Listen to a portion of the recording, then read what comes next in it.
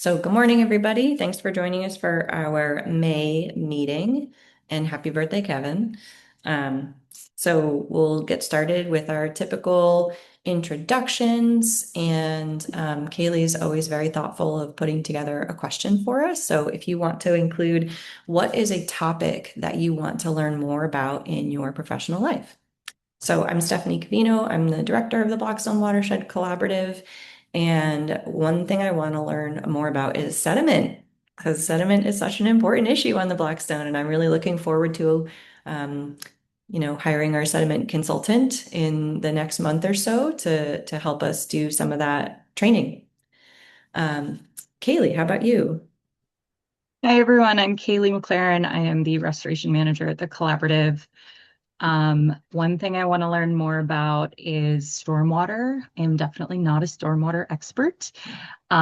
We work with the SNAP network through the stormwater planning series every year, and every year I learn more and more. But yeah, it's a topic that I think is really deep and really broad. So I would love to learn more about that. And I'm hoping that from your responses, we can also figure out some speakers in the future that we can invite to collab meetings and hopefully learn together.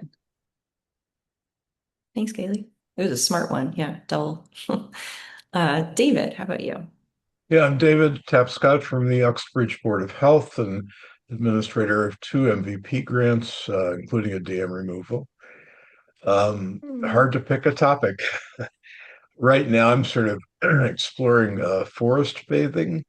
It's one of the MVP projects along near the Mumford River, and it's really interesting. Nice, thanks. Ted? Yeah, Ted Bove with the Blackstone River Watershed Association.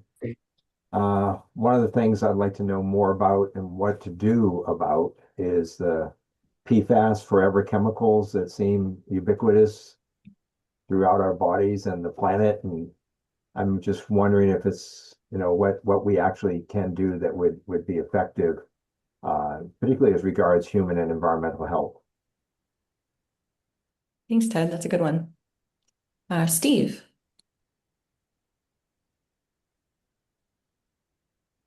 Hey, good morning. How are you? Steve Croto. I'm here. My hat today is my nonprofit, the River Palooza project, which I'll talk more about later. But I think what I would love to learn about my professional career is actually more on the human side. And how do you bring groups like this? And this is a great example of what I'm after. But how do you bring groups who all have separate agendas together? And I don't mean the pun, but to row in the same direction. I say that all the time, Without Steve. without I hate it. The river puns are so hard to stay away from because they're so good. But really that's it. It's just learning how to bring folks together. Great. Happy to chat about that one. Judy.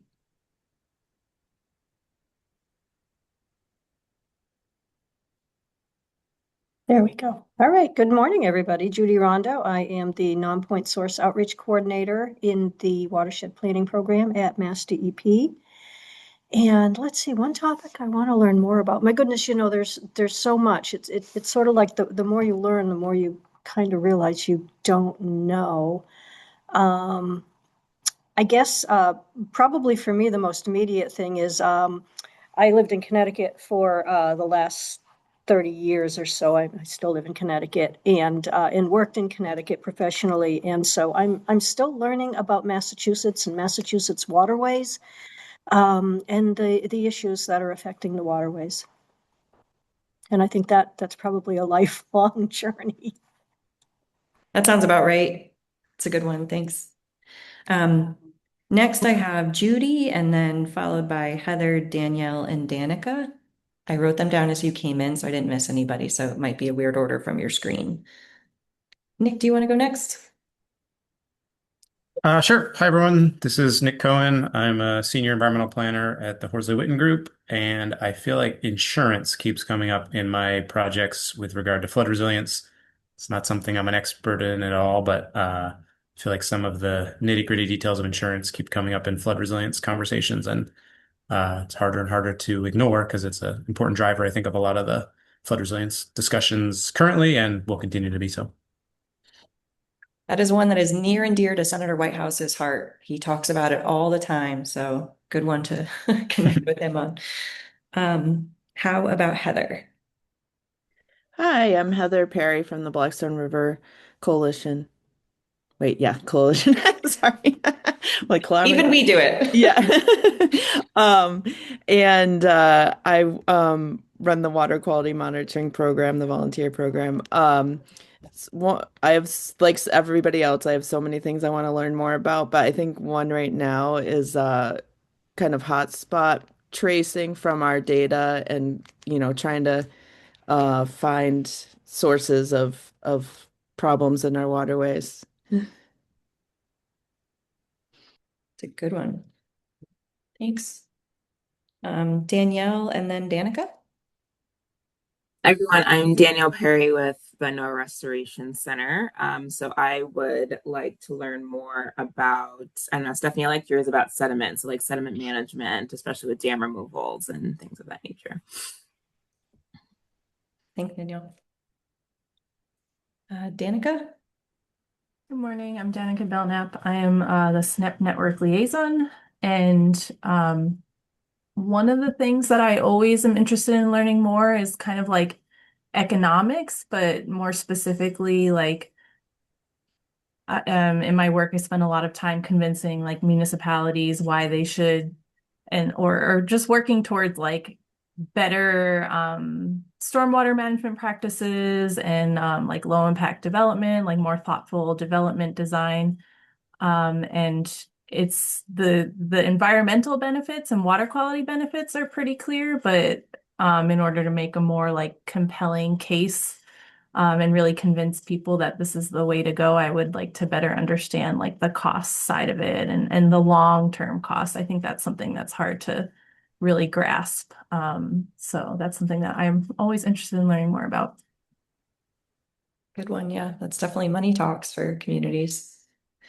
How about Mark and then Malik and then Anya? Morning, everyone. Mark Mello, Blackstone River Valley National Historical Park. Because I was just dealing with these issues, I'd like to know more about IT problems and why my computer refuses to work. But I finally got it working, so that's a good thing. So I did not have a time to think of an actual really good topic that I would like to learn more about. But I would like to know why, whenever you get on a meeting, things don't tend to work as you would like them to work. I know, I think about that a lot. We have so many really complex systems, but some of them that seem simple, very tough. Thanks, Mark. Malik. Hi, everybody. This is Malik from the Nature Conservancy. I am a coastal restoration science tech here with TNC and started about a year ago. Really, what I'm interested to learn about is the connectiveness of rivers to streams to like open ocean and coastal systems. Our river expert is retiring, and I'll be taking on some of his work, so this is a good learning process for me. Thank you. Thanks. And are you working in Mass or Rhode Island? Rhode Island. Okay. Is that John O'Brien? Yes, it is. All right. Okay. Yes, it We'll is. we'll definitely be working together then. Yep. Nice to meet you. Thanks for coming. Yeah, of course. Thank you. Anya. Hi, everyone. Anya Wolchinsky, Executive Director with Blackstone Heritage Corridor. Similar to Steve, I think the big thing I want to learn more about, and I'm going to a conference on this next week, so it's good timing, is how do we keep volunteerism alive in new generations?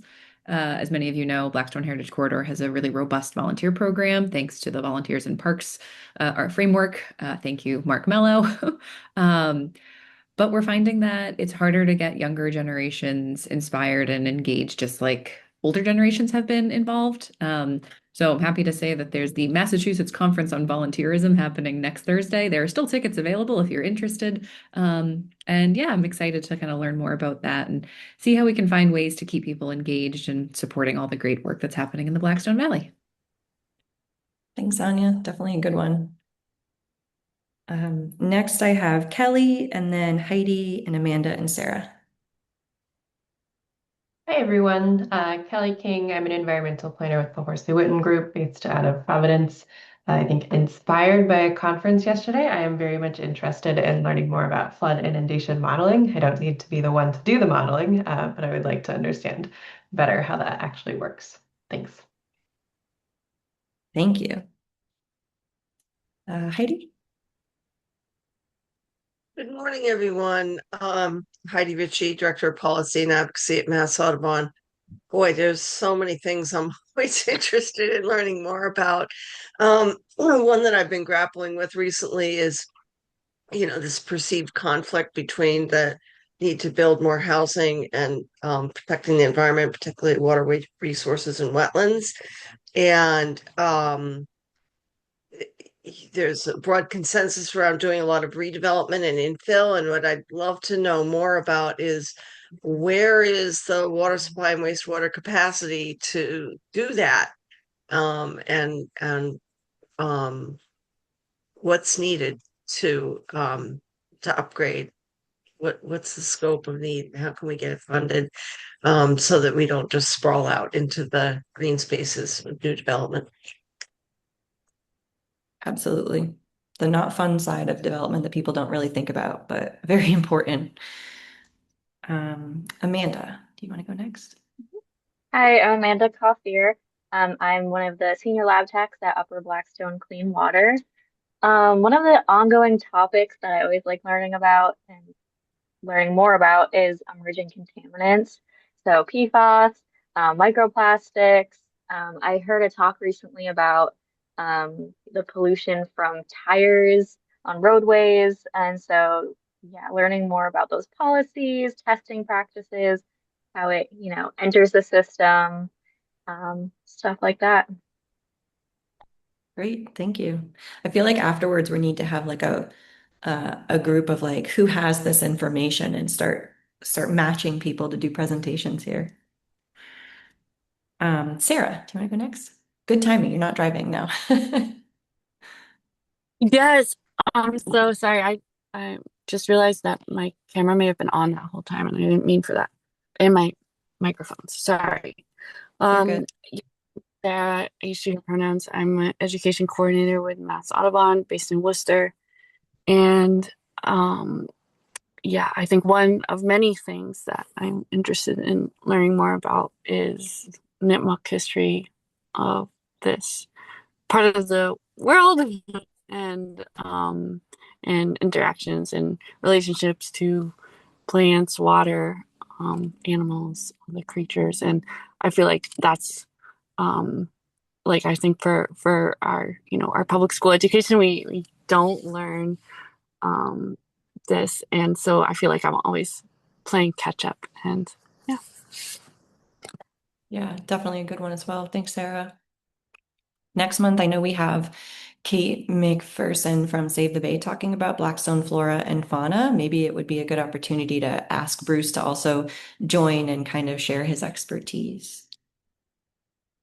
I have Allison, Aaliyah, and Patty. Good morning, everyone. This is Allison from Rhode Island DOT, Environmental Office of Stormwater Management. I feel like AI is where I need to do the most learning. I've been doing stormwater for what feels like 100 years, but now with AI, the whole world has just changed of what can I use AI to do more with what I got. So I'm horribly afraid of it. I still say please and thank you to my Alexa.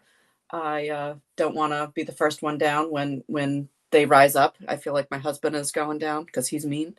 But yeah, that's where I'm focusing my energy these days, is how to use AI in my professional and my teaching careers.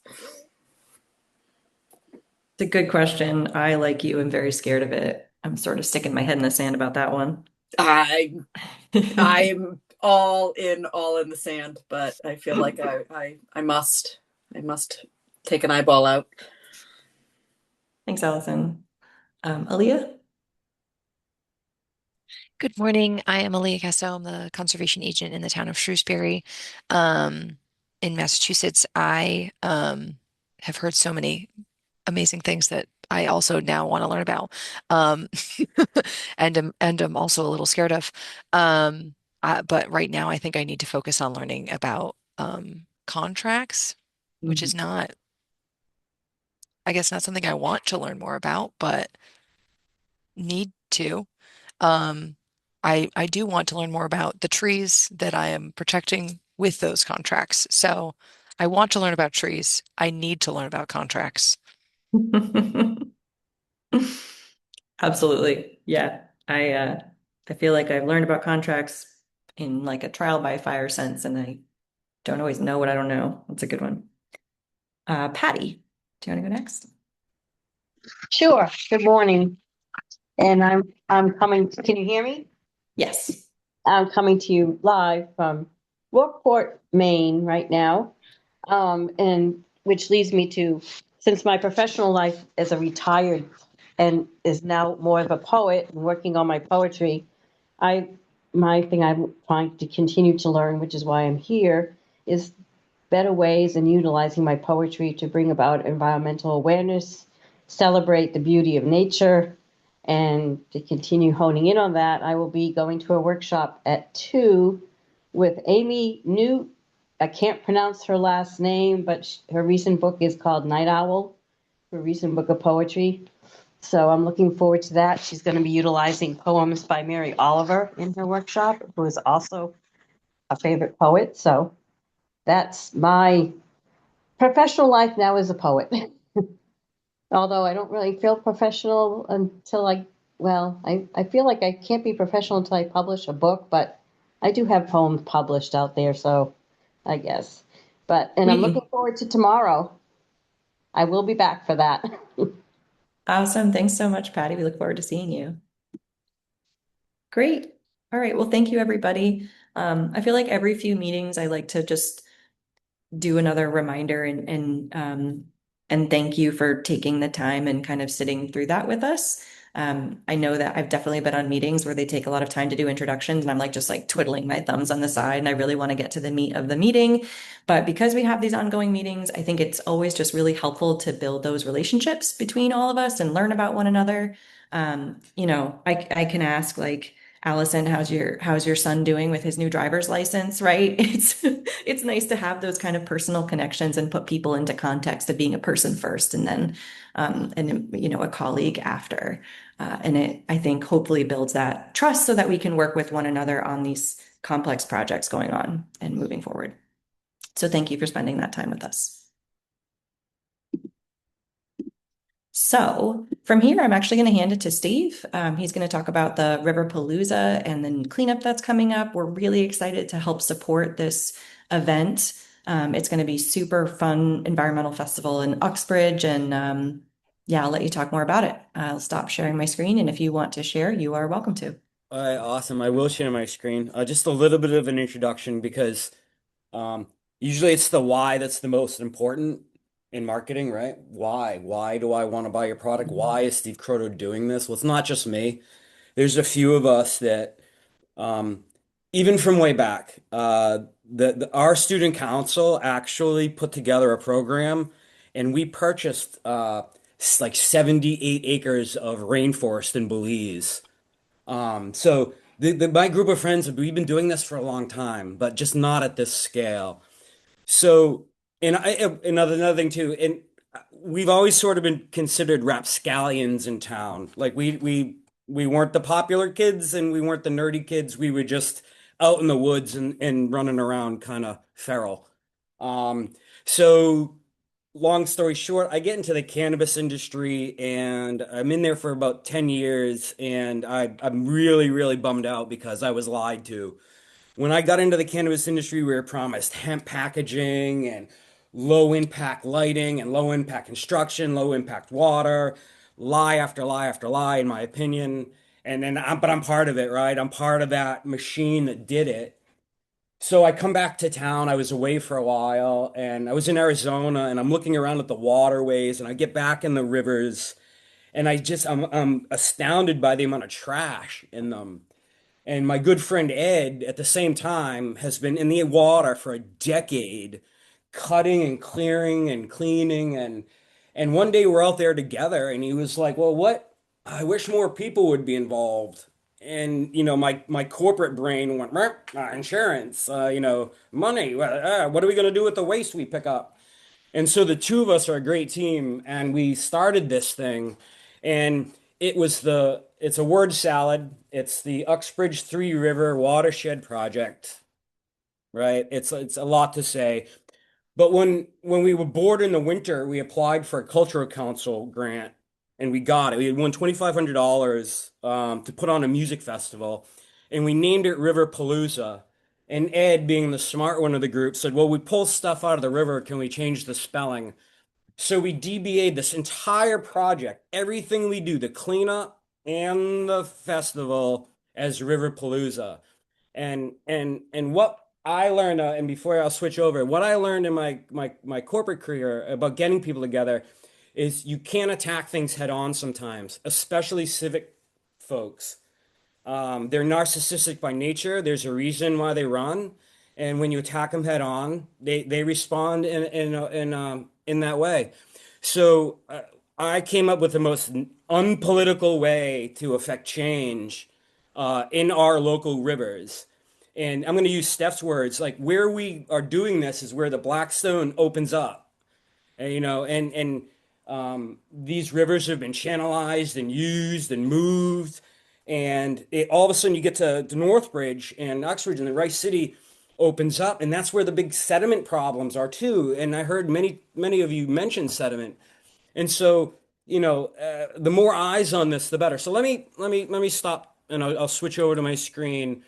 So, we'll go here.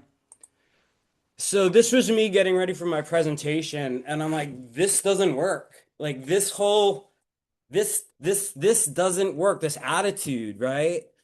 Um, and so like I was like, nah, like this can't be my, even though this is how I feel internally, we can't do this at all.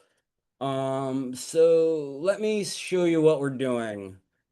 Um, I'm going to start with the cleanup. So we have a cleanup on May 30th, and it's a river focused cleanup, but we're inviting folks to come in and do land work, land cleanup as well. And this isn't like a normal town cleanup where you just have people out in the streets with pokers and grabbers, because you're in pick bushes, you're in mud, you got to have bug spray on, you got to have the right equipment on. Um, and the problem with the Mumford River, as a lot of you know, is that most of it's private. So how do you even get on these waterways? So we spent the last 3 years putting together this group, and I'll show you that at the end, kind of a Quentin Tarantino thing. I'll start here with the cleanup. I'll tell you about the music event, and then I'll end up with a little bit about our group, and then we'll get on with our day. So the cleanup basically is going to start in the morning here at the Progressive Club parking lot. We're going to have a sign in there, and we're going to be using the sign-in sheets provided by Anya and her great team. And then, because of this is all private, we're actually going to go over here. And this gentleman here has allowed us entryway for all of the boats. And the reason is we have insurance. Also heard somebody mention insurance. And one of the things that gave us the most juice was getting an insurance policy, because then people know we're real, right? So, anyways, this family right here is kind enough to let us. We're gonna all enter our boats here in Whiten Pond, and because this is all private, the land folks are gonna be back down here, and I'm wrapping up the discussions with Studio East and those folks. Stop it. Go away. So anyway, this Studio East property right here, what we're going to do is we're going to have a pickup truck, and we're going to back in. There's a great pathway that goes all along this route right here. So while the folks are in the boats, and we're going to go up north and clean up here, and we're going to encourage people to bring pickers and all kinds of things, whatever works, because you're in the water and you have to grab stuff and get it into your boats. The land folks are going to be right here along this trail, and they're going to be picking up all the dog poop bags and there's hours worth of work there. And then what we're going to do is all the boats are going to come down here, and this is all water chestnut, by the way. This is all these spaces on the sides here are open water. That's a whole nother topic for a whole nother day. But anyway, all the trash will come down this path into our pickup truck. And then what we're going to do is, let me see here. How do I minimize this for a second? Maximize that. Get rid of this. I apologize. The Zoom meeting is hiding my tabs. Anyone know how to get around that? You can move the controls, you just have to hover over them and then drag them. Yeah. All right. Well, why don't I do just this then? So most of the folks who are in boats are going to travel down the Mumford River here, cleaning along the way. And what we've decided is if we pick up too much trash in this event, we're going to stop. Ed and I know. We know it. We know what our capacity is. We have a dumpster down at the end, which I'll get to. But at some point, if we overwhelm ourselves, because there are that many tires and there's that much stuff out there, that we're going to turn it in just to a wreck float. We'll get the trash barges, down. We'll get them moving, and then we'll just have a beautiful float. The Mumford River is gorgeous, and I'll get to that in a second too. We've been cleaning it for a bit. We've been in the water already, clearing the strainers and making sure that it's a safe float. But so now we go down here to Capron Pond, and we're gonna have the whole crew. Why isn't this working?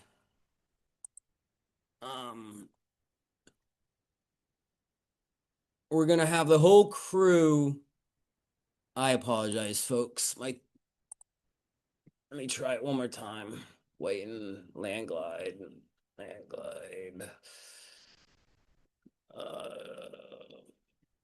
You know what I'm gonna do? I'm just gonna type in the address. It's 12 Menden Street. And I know I seem a little bit scattered on this because these are all private launches. We got permission just last night from Paul and his wife to use that property. So I couldn't put any information out until I was 100% sure. And he was a great guy. He was fantastic. And he wants us to do more work. And he said we could even leave a dumpster on his property for folks to go and clean. But we'll get to that. So we're gonna end the float here on Capron Pond, and we're gonna get out here at Brothers Liquors. Now I've been working with them as well, and they've allowed me, and I've cleared a boat area for us to all pull out. The boats will all pull out here, in this lot, and I've ordered a dumpster. There's going to be a Tom Berkowitz dumpster sitting right there. The dump truck from White and Pond will come down and we'll unload it into the dumpster. So we'll get rid of the truck. All of the trash and the barges that we create, because we're going to be floating with boats specifically to load with trash. It'll all unload here. But looking at this lot while I've been doing this, in terms of like open space and their lot, the brothers who own this is their entire lot right here. And if you look at what's down there, there's a riverwalk potential here and conservation potential up here.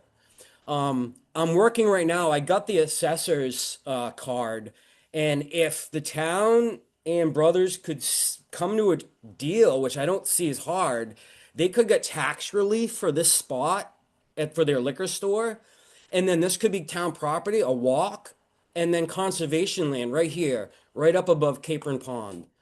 And so, but that all starts with earning the trust of these private owners, getting them comfortable with the fact that we have no agenda other than to clean their area, and to do that. So again, I apologize. I don't have more information about the cleanup. We just basically got approval to do all this last night. Had I not gotten approval, obviously it would have been a very different idea. And now I just want to, I can't believe my tabs are frozen here. I'm so sorry. Do I you want want, to stop sharing and share again? no, I got it. There you I go. figured it out. So this is the music festival that we're putting on in August. In the winter, kayakers and canoers get really bored. And if you can't cross country ski or get out, I'm writing grants. So I'm looking at grants to write and I see one Oxbridge Cultural Council. I go to their meeting, I'm the only person there, and they give me it. I win it. And I win an extra 1,000 they had. So I get $2,500 to throw in a music festival. So we are, and we're not using AI. Now, to the folks that mentioned AI, use it as your dumbest assistant, your most loyal. He or she or it will do anything for you, but it's dumb and it will lie. So you got to really be careful. But that being said, we're not using AI generated artwork or music for any of our assets. The good side of that is it promotes community, artists. The bad side is it takes forever. It's literally like watching paint dry. Like, where's my flyer? But anyways, here's the presentation. This is all artwork.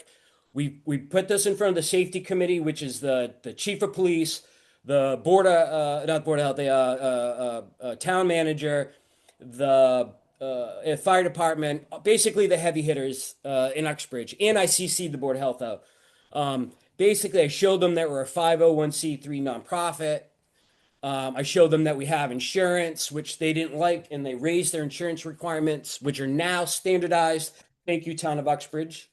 Showed them I had insurance, showed them I was licensed with the state. This is where I DBA'd the word salad into Riverpalooza.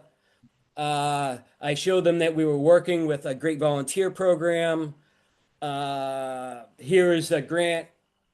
Here's the team. This is the most important part of Riverpalooza. It's the team. This isn't Steve Croto. This isn't Ed and Steve. None of this would be possible without having people who are just as insane and crazy as you about a topic.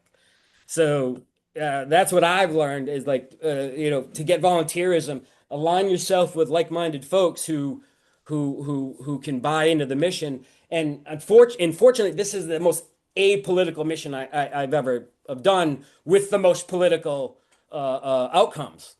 I think I can affect real change by focusing on the environment.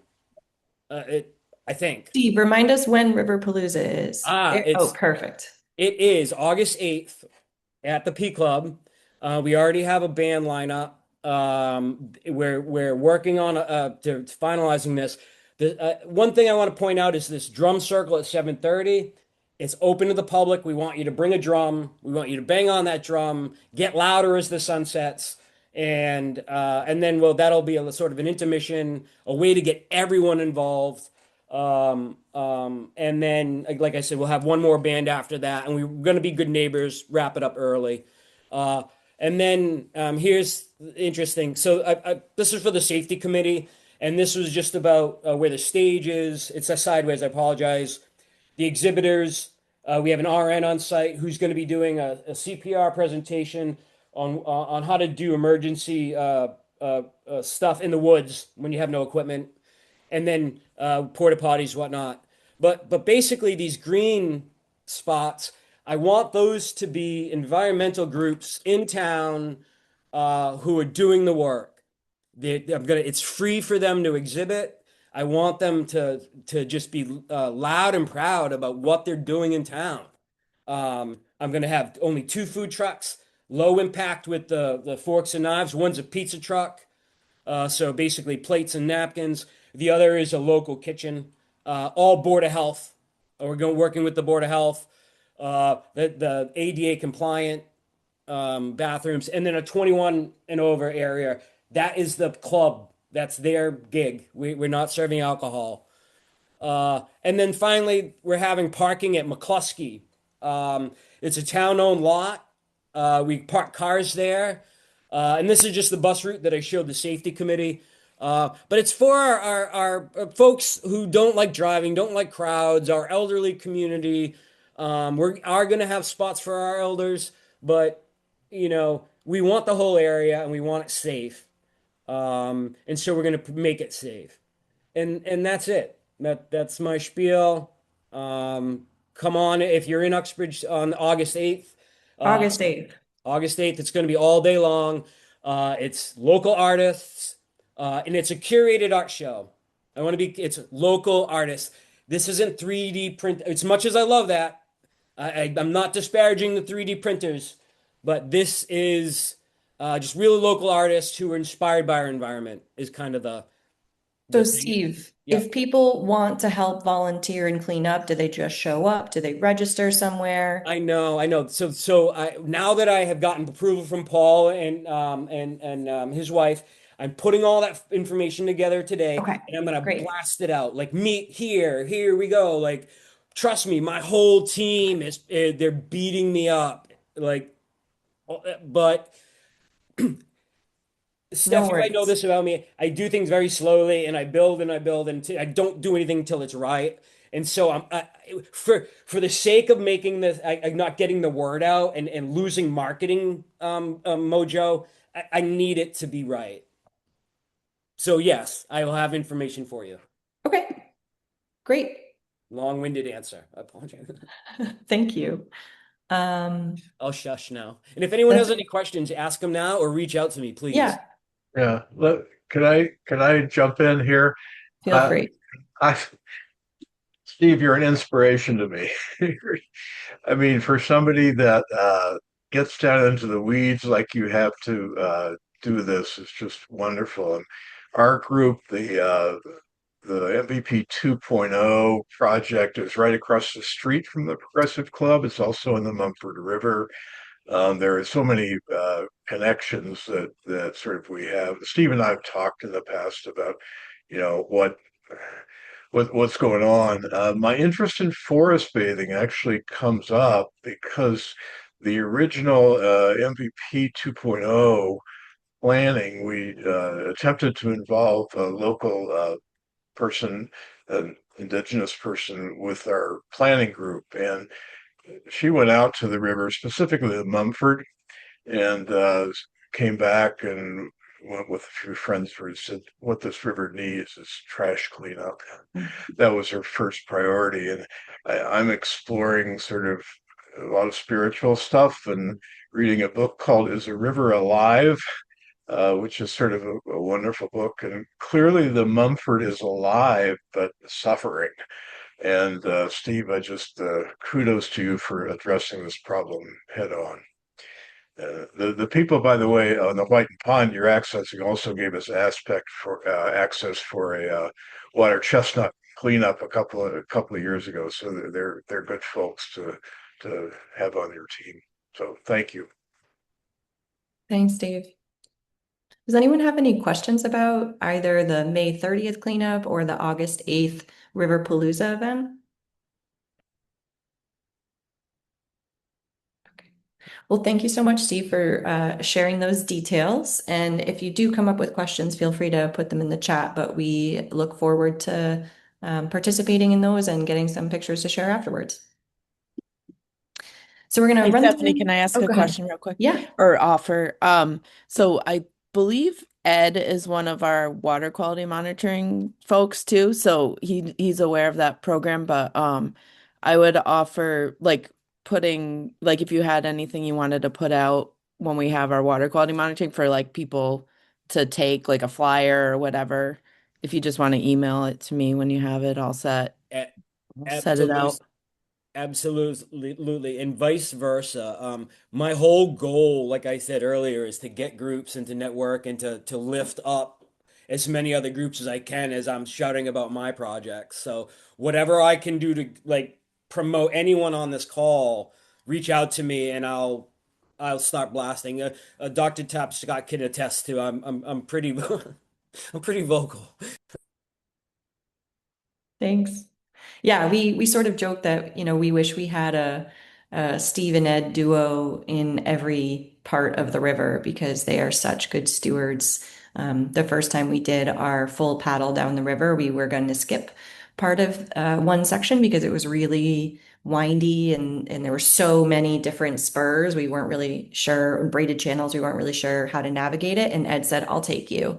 I know it really well. And that's how we learned about the river in that section was from Ed, who's just been there for decades and knows it like the back of his hand. And then through Ed, we met Steve. So it's been great. So we're going to run through some of our updates here, and then I'll turn it over to you all to share your updates. For academic, we've been meaning to do this for a long time. We finally made a new webpage about our Worcester Tech High School Urban Forestry Academy. So if you're interested in learning more about that, you can check it out. If you have particular questions about that program, let us know, and maybe that's something that we can put on the website and start to fill in those gaps. It's sort of an introduction right now. Anything else on academic updates? Okay. For access, you've seen this slide for about 8 months now, but we want to get out on the river. We'll talk about tomorrow is our fish parade paddle. So we're finally getting back out on the water. I'm going to get out there today. It's the first time I'll be on the Blackstone this year. So looking forward to going out with communities. So if you're interested in checking out the river from your community, let us know. This is a more general update that a lot of you who have been in the watershed a long time are probably familiar with the Peterson Puritan Superfund site. It's in Cumberland, Rhode Island, right? This water body here is the Blackstone River. This is a massive, I think it's like 78 acres or something, site that was a landfill back in the 50s through the 80s. It's become a Superfund site. EPA is doing a cleanup. They have a responsible party. And we're trying to figure out, EPA and the town of Cumberland have worked together for a long time, but it's kind of stalled. And we're trying to help step in and assist the TAG group, which is the Blackstone River Watershed Council, on facilitating conversations between all these different parties so that we can make sure that we don't lose out on this opportunity. If we can't come to an agreement, this whole area gets fenced off. And we can't get to it for the public. So we're really hoping to facilitate something where everyone can agree, where we can create a new park, we can create new walkways. There's an entire island, which is what you're looking at here, that has ponds inside of it. It's much prettier now. They're still working on cleanup, but it's a little prettier now. There's a huge hill that's hundreds of feet high that you get this really beautiful scenic overlook of the river, which you don't get anywhere else along its 48 miles. So it's a very unique site. And we are working really hard to make sure that we can figure this out and trying to find some funding to advance that project. I forget what that topic was. Access. Are there any other updates on access? Okay. I should have said here, part of what will be in this is an emergency access, no matter what, even if there is no public access, there will be an emergency access around Pratt Dam so that if there was a safety emergency at Pratt, that emergency responders could get to them. And because there have been, unfortunately, deaths in the past at that dam. So that was part of the agreement was that they would provide that. We are hoping as we are able to hopefully get an agreement that that portage that's going to be created anyway can then be used for the public. And we would have a really great portage point on River Left going around Pratt Dam, which is one of the longest and most complex portages. So really exciting opportunity. Bikeway Greenway, any updates? Just one. In Grafton, the town of Grafton approved during their town meeting some CPA funding to put towards a study on town-owned land that potentially the bikeway could run through.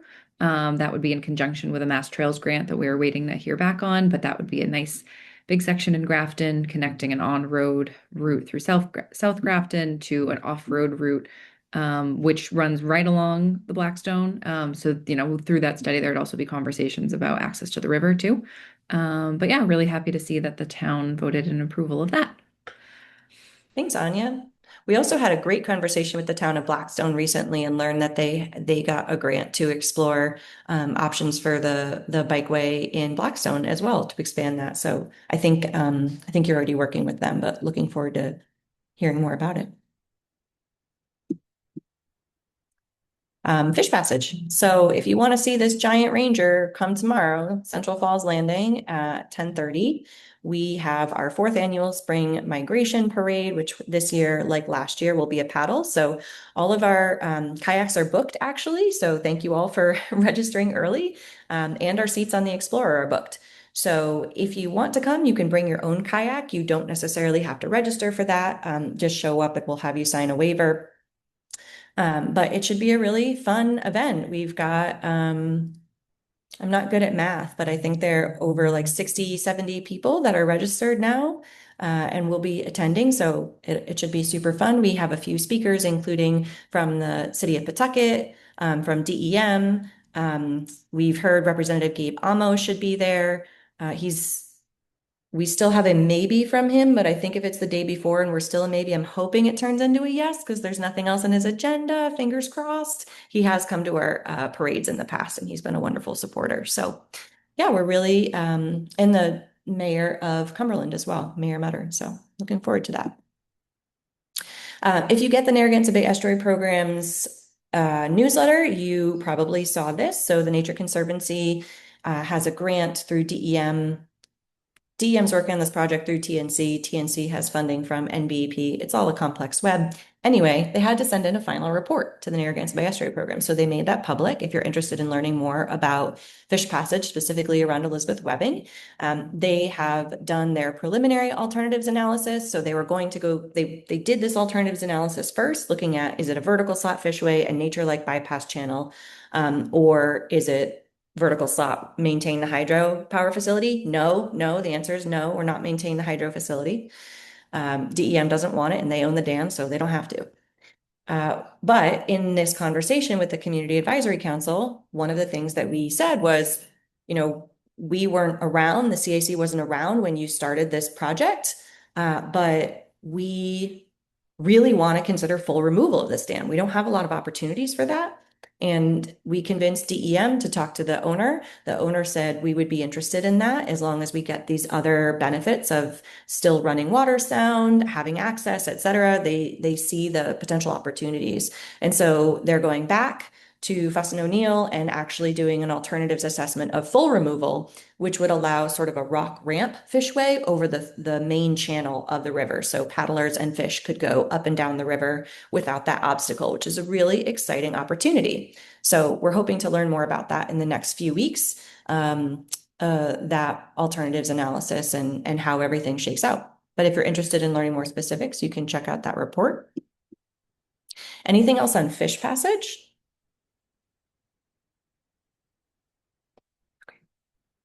For water quality, if you get the Worcester CSO notifications, you probably got one yesterday saying that there was a lot of rain and there was a CSO. However, it was a small enough event that there were 7.4 million gallons that went through the treatment facility. So that means they received preliminary treatment of settling, chlorination, and dechlorination before it was released into the Blackstone River.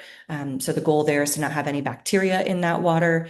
And there wasn't any untreated CSO that went out. Our next working group meeting, those are quarterly. So the plan is to have it on August 11th from 2 to 3. But the Worcester is creating their long-term control plan. If we hear of anything else, we're asking for more public engagement opportunities. So if we hear of one, we will definitely let you know and keep you posted on that. Anything else on water quality? Oh, Kaylee, do you want to talk about this or do you want me to? Sure. So we talked about this last time too. I kept this slide in.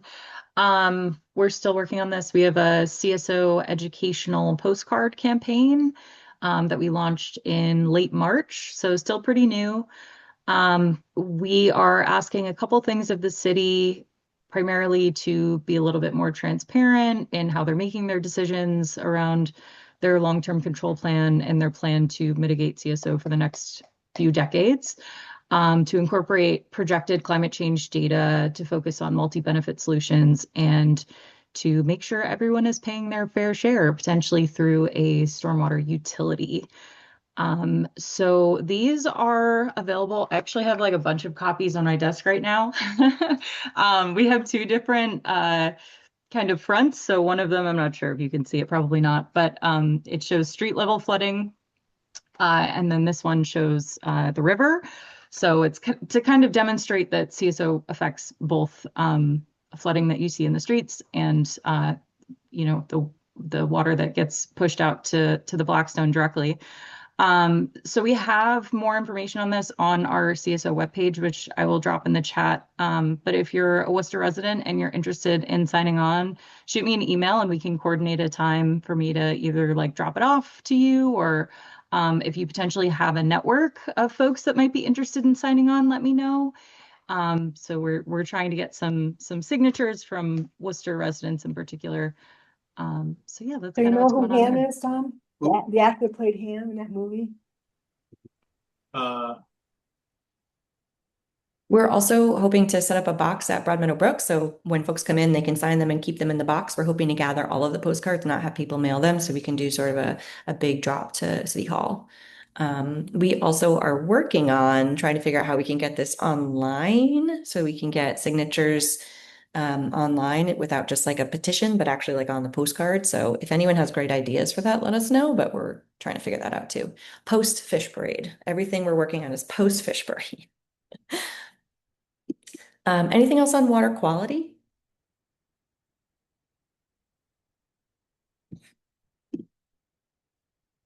Okay.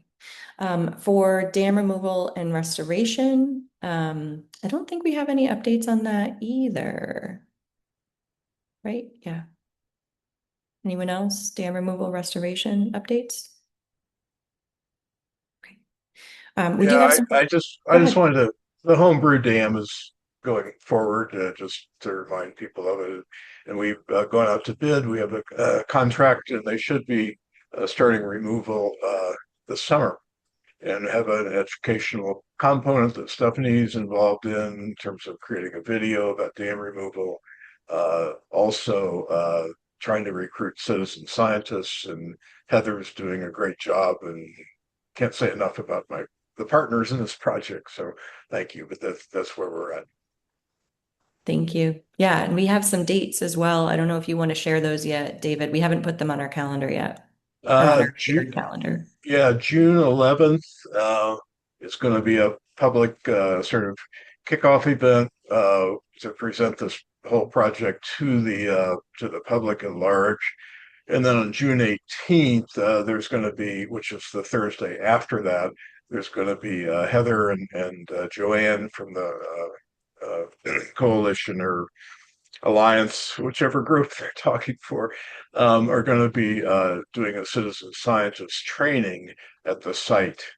And that will include before and after monitoring of invertebrates, probably some flora also. So yeah, we could talk about that for a long time, but I won't. Thanks. So June 11th in the evening, 6:30 is that That public meeting for that's correct. learning Yeah, about this yeah, dam removal project. So we'll right, share more about that at our next meeting too. right. Thank you. Heidi. I don't know if this is the right time in your agenda, but do you want regulatory and funding updates on restoration? I think I only have a couple of slides if I can just run through those and then I'll give you a little bit more time. Does that Okay. work? Yep. We said this last time, we're still waiting to hear back about a few grants, both for ourselves from DER and NBP, as well as for several municipalities that we helped apply for grants. We said this last time as well. As a reminder, our sediment RFP is due on Monday. So then we'll be having our review committee look over those applications in the next couple of weeks after that. And hopefully we will have a selected consultant, I hope by our next meeting, and we'll be able to talk about that. So I'm going to check that box about learning more about sediment. You may have seen this in our newsletter, but we worked with Frog and Toad, which is a really cool community shop in Rhode Island, and they gave us free artwork and they made this Visit the Blackstone River poster. So you can buy it on their website. It's $38. Or if you want to come to one of the collaborative's events, we're selling them. We have a suggested donation of $20. So it's definitely a savings and it's a nice little mini fundraiser for us. So we'd love to share those posters with you. these are just a couple things that people asked us to share. This is tomorrow. There are a lot of events tomorrow.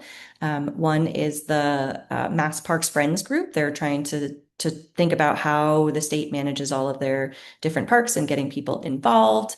There's Family Fun Fishing Day, which is an awesome event from BRWA down in Uxbridge at Riverbend Farm. We encourage you to go check that out. MEMA has an open grant, their flood mitigation assistance program. They also have their brick funding that's open. I've heard in both Mass and Rhode Island. I've only seen the information online about Mass, but if you are interested in that, brick funding is also available. Our Worcester Tech program that we helped start, they actually have some funding to hire an additional instructor. So if you know anybody that's interested in that position, maybe Kaylee can put that link in the chat. That's a really wonderful opportunity working with some awesome students. And then I will be done and hand it to you, Heidi.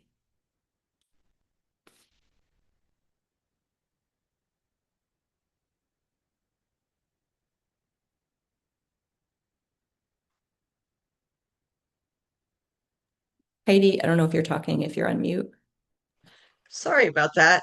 Oh, sorry. There you go. So in terms of updates on funding and regulatory streamlining for restoration projects, including dam removals to speed and invasive species, invasive plant removals too. In terms of speeding that up and providing funding, the Mass Ready Act, which is the big environmental bond bill, is the official title is an act building resilience for Massachusetts communities. It's Senate 3064. It has passed the Senate. I'm happy to report that we were successful in getting provisions in there that will streamline permitting for restoration under MEPA, Chapter 91, and the Wetlands Protection Act. I've just finished an updated fact sheet on that with more details and can provide that to you. Stephanie, some of you will be receiving it anyway because you're already on our list for the wetlands campaign, the wetlands restoration campaign, and some information is going to be going out by email to people on that list. So the next step is it's going to go to the House, and then that's expected to happen sometime in the next couple of weeks. It may go through the House relatively quickly, so we look to maintain those provisions, and then it will go into conference committee, and that may take considerably more time. It's likely to go beyond the July 31st, official end of the session. They're going to keep working on stuff. There are some provisions in there that we're concerned about that would severely undermine the ability of local communities to have local wetlands and septic bylaws that are stronger than the state rules. And I've been organizing people around that as well. And I can link to Mass Rivers Alliance has a good action alert on that aspect of it. And then the last thing is that I continue along with several colleagues from other environmental organizations, continue meeting with EEA, DEP, and the other agencies about regulatory streamlining for restoration. And we have another meeting coming up in June where we're going to talk specifically about Chapter 91. DEP supposedly is working on a 60-day permit for restoration. It might be only for salt marshes. I'm not sure. I want it to be broader, and we want them to also give a full exemption for projects that fully remove, like you're fully removing a dam and restoring a river, and there's no structure remaining. We'd like a really, really streamlined process for that. So.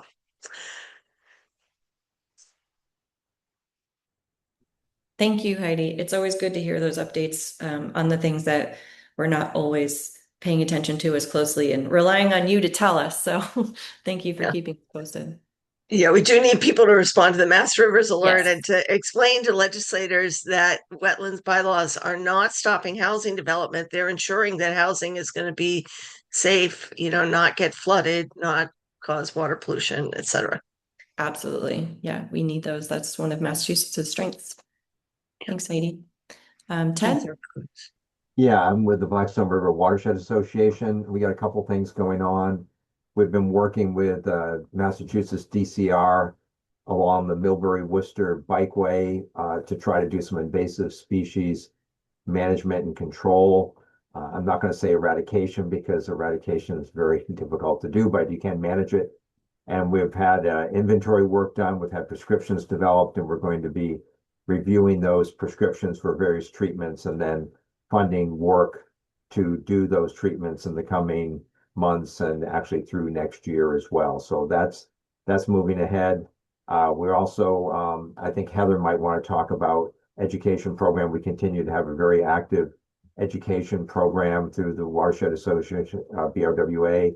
Heather's part of that. Actually, she's kind of taking the lead for that from Joanne Holohan, and that continues. Typically, a lot of it coincides with the school year, so things will be winding down as school comes to an end. And then on the Family Fun Fishing Day, looks like a much better weather forecast for this year than last year for all outdoor events. It looks like it's going to be good, and it is a partnership. There's Open Sky Community Services, the Blackstone River National Heritage Corridor VIP program, the BRWA, the Massachusetts Department of Conservation and Recreation, and Massachusetts Division of Fisheries and Wildlife. And this is an 11th annual event. So a lot of people are pre-registered for that, and it's a lot of fun for families and kids and people with varying abilities to get out and do some fishing. And there are prizes. Yeah, that's a really awesome event every year. Thanks, Ted. Danica? Thanks. I wanted to share just a quick little teaser about an upcoming opportunity for some free technical assistance from the SNEP network. So the SNEP network is a technical assistance network. We have a network of over a dozen different technical area experts and practitioners that work throughout the entire Blackstone watershed is within our region.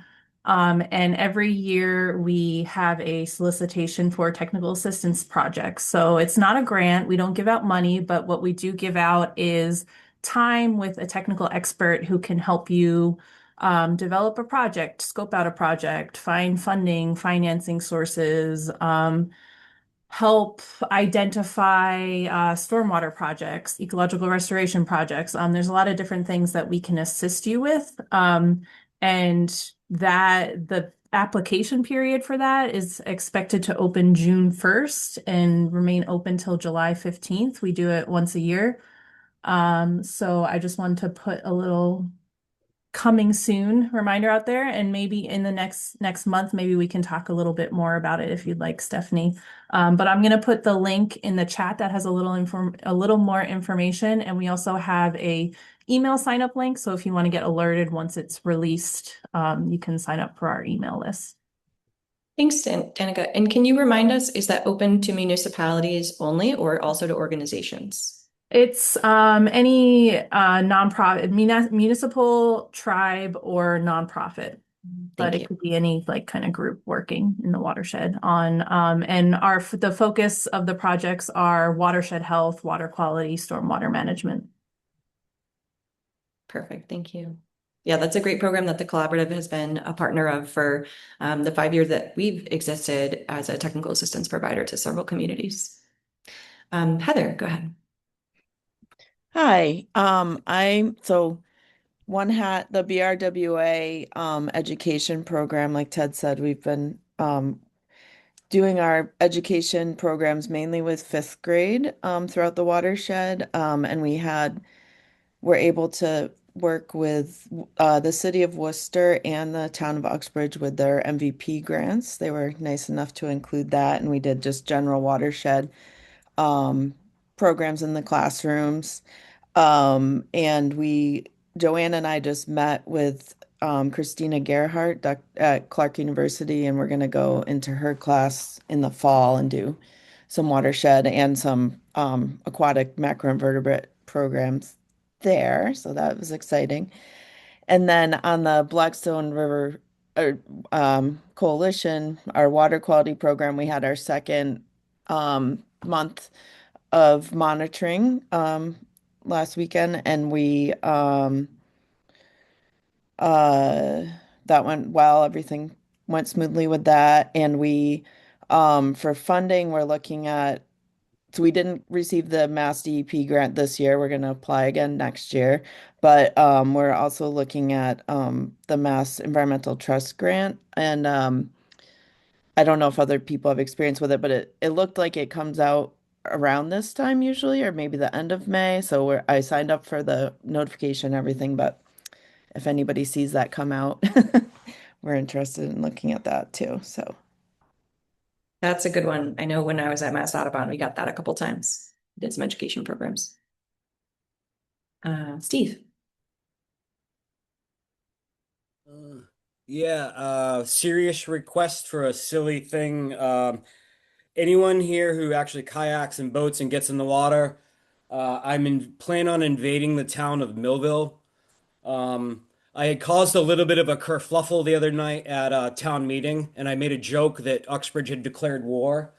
And then there was some banter back and forth. So Riverpalooza folks have decided to take that, put together in the spirit of, remember those flash mobs back in the day? In the next couple of weeks, agree on a day, and we'll go from Skull Rock to the gorge, which is a straight shoot, not very technical, easy trip. While we're in the water in Millville, we'll go steal all of their nips and Dunkin' cups, and we'll put them in these bags, these coffee bags, which make great. By the way, when you're doing water work and you're picking up trash and water, using bags that don't hold water are great, and they're reusable.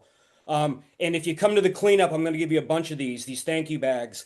But I'm serious. I'm going to invade Millville. We're going to go steal their nips and Dunkin' cups, bring them back to Uxbridge, and just use that kind of joke and turn it into something fun. So anyone on here, I'm serious. Anyone on here wants to put a little paddle together? Easy. It's an easy, like I said, Skull Rock to Gorge, couple hours done, and we get on with our day. Thank you. Thanks, Steve. That sounds like a great idea. And that, yeah, I agree with Steve. It's an easy paddle, even if you're not an expert. It's pretty flat there and wide. David. Yeah, I just wanted to add to what Heather and Joanne have done a fantastic job in terms of their educational programs. I've had the opportunity to sit in on the program at the seventh grade, and I wanted to mention the high school. They've also part of the grant, the MVP grant, is to do some high school education. They've hooked up with a teacher who's formed an environmental uh, club amongst high school students and done some work with them. And I have been this past year a mentor for an Uxbridge High School intern who's interested in environmental studies and going to Clark. And it's just the topic has come up of how you engage younger people. And I would say the high school internship programs are really they're they're very rich. Uxbridge has a well-developed program with 75 interns, and I've been to their fairs a couple of times, and they're all happy because they're doing something that they want to do, and they're making the choice about how they learn and what they learn. And it's Sutton, I know, has an pretty active internship program also. So the local high schools are really sources of wealth in terms of tapping into young people who might be interested in rivers or nature or whatever. So that's all I had to say. Thanks, David. Does anyone else have any other updates that they want to share?